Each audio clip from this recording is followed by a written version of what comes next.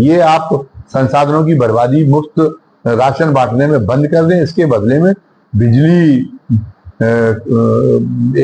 एक सीमा से ज्यादा बिजली की चार्जेस नहीं बढ़ने चाहिए, भले ही सरकार को इसके लिए वो एक शुल्क की व्यवस्था करनी पड़े। तो और भी कई तरह की सेवाएं हैं। रसोई गैस के मामले में भी जैसे सरकार ने कहा कि जैसे वो एकदम पूरी तरह से खैरात को बंद करने की कोशिश कर रही हो, बड़ा एहसान करने की कोशिश कर रही हो, लेकिन सरकार का जो छद्म सामने आ गया जब उसने कितना 1.25 लाख करोड़ रुपए का कर्जा जो है वो उनका कारपोरेट जगत का माफ कर दिया। वो उसको उनको देने में, सब्सिडी देने में इतनी दिक्कत हो रही थी, लेकिन आपको देना पड़ेगा। आप ये नहीं कि कल को आप रसोई गैस में सब्सिडी तो देना दूर है, सब्सिडी तो बंद कर ही दें, साथ साथ में उसमें भी धंधा कर दें, धंधा शुरू कर दें जैसे अन्य जरूरी सेवाओं में कर रहे हैं कि नहीं, जरूरी सेवाएं और जरूरी वस्तुएं जो है उनमें आप एक धंधा कर रहे हैं कि रसोई गैस को आप जो है मुनाफा दे, रसोई गैस की बिक्री को सरकार के लिए मुनाफा दे बनाने की जुगत में आप लग जाएं और पता चला कि सिलेंडर 3,000 रुपए और 4,000 रुपए कुछ दिनों में नजर आए। तो उसकी इन सारी चीजों की कीमतें, इन सारी सरकार जरूरी सेवाओं की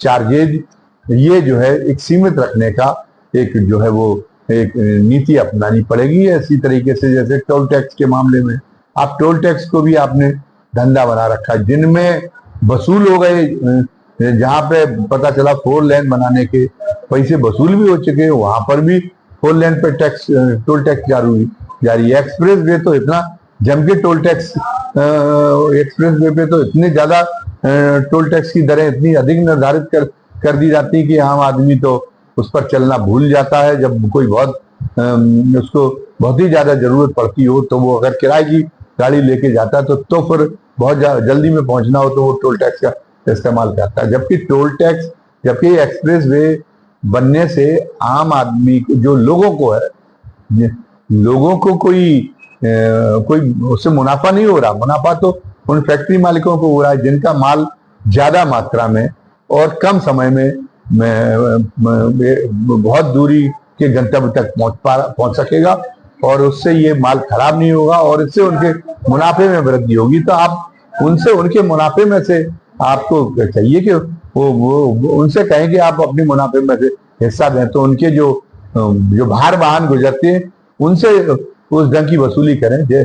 आम लोगों से तो आपको उस ढंग की वसूली नहीं करना चाहिए। आप ये नहीं कह सकते नहीं कि उसमें तो जो है बहुत बड़े आदमी ही चलते हैं और उसमें महंगी गाड़ियां वाली चलती है तो हम क्या अनर्थ कर रहे हैं। उसमें तो जो उन क्षेत्रों में जो अपेक्षाकृत बहुत कम विकसित क्षेत्र हैं, अभी जैसे बुंदेलखंड एक्सप्रेस वे है, इसका जो कवरेज एरिया है वो तो बहुत गरीबी वाला क्षेत्र है और गरीबी वाले क्षेत्र भी में वो भी एक तरह से गरीबों में ही आते हैं जिनके पास में कोई छोटी मोटी गाड़ी है। वो उनके भी जो जिस ढंग से उन्होंने अपना जीवन स्तर बढ़ा लिया है वो उनकी आय से मैच नहीं करता। मतलब वो परेशान है। वो जो मध्यम वर्ग कहलाता है वो मध्यम वर्ग परेशान है। वो एक तरीके से उसकी मजबूरी है कि वो अपना सामाजिक सम्मान बनाए रखने के लिए उन चीजों को अफोर्ड करे जो आज समाज में एक जो है स्टेटस, जो एक न्यूनतम स्टेटस सिंबल बन गया है, उसकी मजबूरी, वरना उसका सम्मान नष्ट हो जाता, उसको वो सम्मान से रह नहीं सकता समाज में। तो इसके लिए वो छोटी मोटी गाड़ी का भी इंतजाम करता, लेकिन वो छोटी गाड़ी से भी इतना ज्यादा महंगा टोल टैक्स वसूल होता है।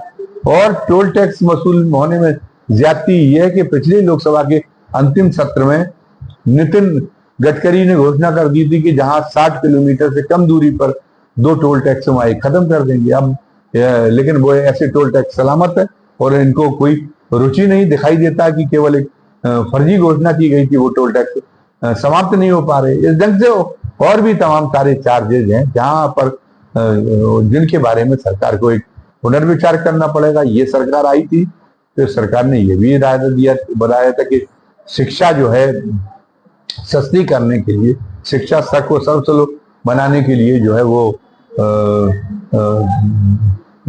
शिक्षा की व्यवसायीकरण को रोकेगी। लेकिन वो जो निजी कॉन्वेंट स्कूल थे उन पर तो वो उनके सामने तो वो नतमस्तक हो गई, क्योंकि वो इसी के सत्तारूढ़ पार्टी के नेता ही चला रहे। बल्कि उसने उल्टा ये और किया कि जो जो जो सरकारी स्कूल और कॉलेज थे उनमें उनमें छात्रावास का शुल्क बहुत ज्यादा बाजार की दर पे कर दिया, उन पर शिक्षा का दर बाजार की दर पे कर दिया। और अभी भी ऐसा तो हो नहीं पाया कि इस बढ़ोतरी की वजह से आपके जो विश्वविद्यालय हैं वो विश्व स्तरीय रैंकिंग में बहुत ऊंचे स्थान पर आ गए हो। अभी भी विश्व स्तरीय रैंकिंग में आप बहुत पीछे हैं। तो ये आपको शिक्षा और इलाज इन जैसी सुविधाओं को, ये तो आपको एक गरीब आदमी को ध्यान में रख के आप इसको, गरीब परिवार को ध्यान में रख के आपको इनकी व्यवस्था करनी पड़ेगी। और ये नीतिगत तौर पर करना पड़ेगा कि आप खैरात नहीं बांटें, लेकिन आम आदमी उन चीजों से वंचित ना रह जाए जो आज सम्मान के तकाजे के नाते आवश्यक दायरे में शामिल हो गई है। और विज्ञान की जो आरामदेह, जीवन को आरामदेह बनाने वाली जो नई नई सुविधाएं आ रही, उन सुविधाओं को उन सुविधाओं को वो अफोर्ड कर सके, उन सुविधाओं तक उनकी पहुंच हो सके। तो ये नीतिगत तौर पर ये तय हो जाना चाहिए। फिर से सरकार के की इस इरादे का स्वागत है स्वास्थ्य बीमा की धनराशि बढ़ाने का, और ये अपेक्षा है कि ये कदम जल्द से जल्द सरकार उठा देगी। और अभी भी और जो इसके माध्यम से जो नर्सिंग होम जो हड़प रहे हैं, जो सरकार जो सहायता देती है वो नर्सिंग होम के हड़पने का साधन बन गई, उसको रोकेगी ताकि सरकार को भी बचत हो सके। तो इस अपेक्षा के साथ में आज के इस वीडियो को हम यहीं विराम देते हैं। जो नए दर्शक आज हमारे वीडियो को देख रहे हैं और उन्हें हमारा वीडियो पसंद आया हो, तो उनसे निवेदन है कि वो स्वयं और अपने मित्रों, परिचितों और घर वालों को प्रेरित करें कि वो हमारा वीडियो लाइक करें, हमारा वीडियो सब्सक्राइब करें ज्यादा से ज्यादा संख्या में, और बेल आइकॉन दबा दें ताकि इस ढंग की जो नए वीडियो हम डालेंगे उन नए वीडियो का नोटिफिकेशन आपको तत्काल मिल जाया करे और आपको उनको देखने की आपकी जिज्ञासा की पूर्ति हो सके। साथ साथ में आज के इस वीडियो के बारे में कमेंट बॉक्स में अपनी राय जरूर दर्ज करें। धन्यवाद। जय हिंद, जय भारत।